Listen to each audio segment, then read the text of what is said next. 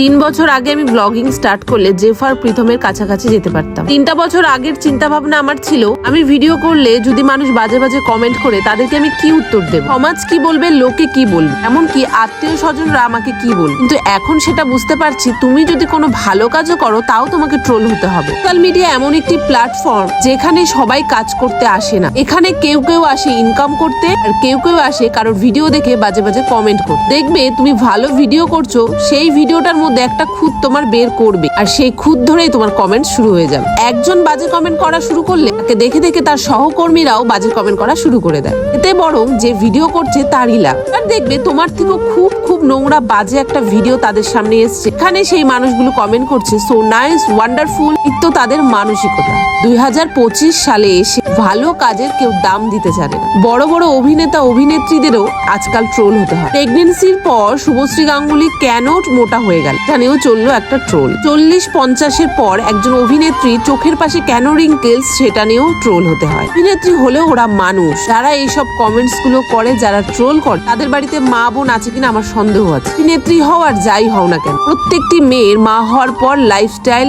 শরীর সব চেঞ্জ হয়ে যায়। 40-50-এর পর একটা ছেলেদেরও কিন্তু রিঙ্কেলস পড়ে, এটা একদম স্বাভাবিক ব্যাপার। এখন এগুলো বিষয়ে মাথা একদম ঘামাই না, আমার কাজ আমাকে করে যেতেই হবে। যারা যারা বাজে কমেন্ট করার তারা করবেই।